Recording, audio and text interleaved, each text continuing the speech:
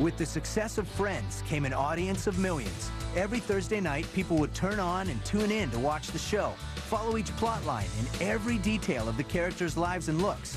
They connected with the audience in other ways as well. They definitely also were trendsetters. Friends was one of the first shows to really tap into, I think not entirely on purpose, but tapped into this thing where they could sell anything. People are fascinated by them. They're fascinated by everything that they do, the clothes that they wear, you know. You see a picture of Matthew Perry at a tennis match, and it's on page 6 of the New York Post. It's in People magazine. People were obsessed with this show, primarily because I think they felt they actually knew these people because they were so real. It's not one character. There's always a bit of one and a bit of another, and I can understand every single character. To me, they're real people. The Joey phrases. How you doing? Yeah. I'm sorry. No, I'm sorry. I'm sorry. I'll watch Friends. They have the nice stuff. I want to be like them. They got the nice clothes. They're all the good-looking people. Because it was just this little show about 6 people hanging out in New York City. But I think Generation X really kind of clamped onto this show. Could never date a Ross. He gets himself into somebody just like a good predicament. Characters are just an extension, I think, in a lot of ways, of who the Generation X and possibly the Generation Y are today. I have been a fan of Friends since the first episode. Syndication and coming on 4 times a day really helped me catch up and develop into near fanatic. I've canceled classes because they interfered. I definitely won't go out. I don't care. I'm sorry if it's your birthday, but I can't go out. I think a true fan is someone who can get all of the little things. In my senior year of high school, I had to run off to the mall to get the V-neck t-shirt that Jennifer Aniston used to wear on the show. People get obsessed, particularly in the United States, about things that are on television over and over and over again. If people saw Chandler's bowling shirt looking thing, they wanted to have it the next day. If they saw them with a great pair of socks, people wanted to have that the next day. My assistant and I were shopping, and I couldn't decide between the really expensive socks and the normal price socks. And I was putting the expensive socks away, and the person behind the counter said, "Oh, excuse me, but you're shopping for Friends. I just want to say something.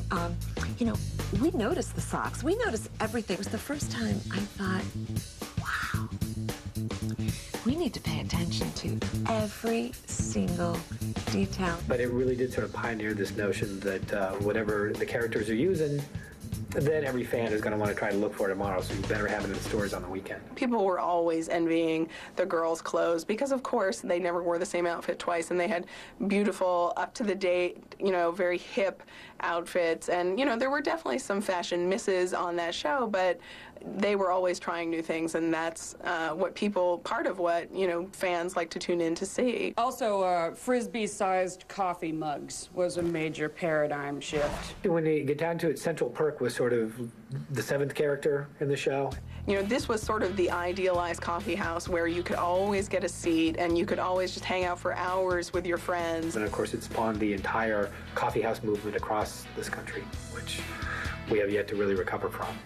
The city was important in that, there were plot lines about finding apartments. The kind of fictional New York that they live in has been a question for a lot of people. Like, how do people with those jobs live in that apartment? Okay, so they were people who had apartments that nobody of their age and income should ever have had, and clothes that nobody in their age and income should ever have had. With TV, there's always sort of a fantasy element. The beauty of the show was it was kind of wish fulfillment.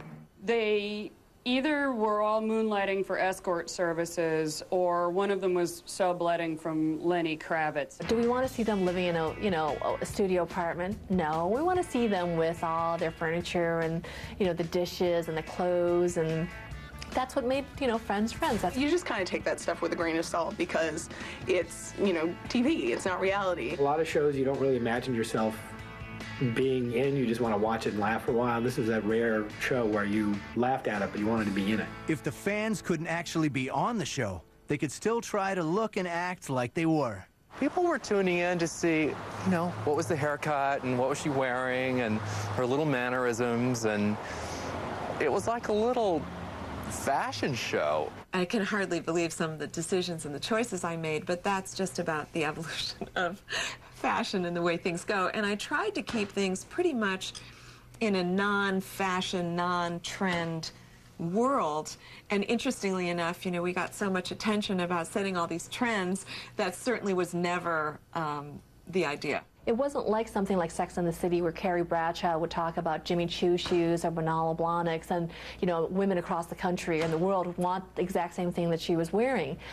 Here they were wearing, you know, things that looked a lot better on them because they have better figures than most women, you know, anywhere. It was 10 years of influence, trends, success, and fun.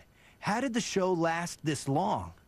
I think that the cast members of Friends do understand the impact they have with, you know, the everyday guy or gal, because they remember how they were when they started off for that series, which was dirt poor. And I think that's one reason they've been able to sustain the show and the humor in the show for so long.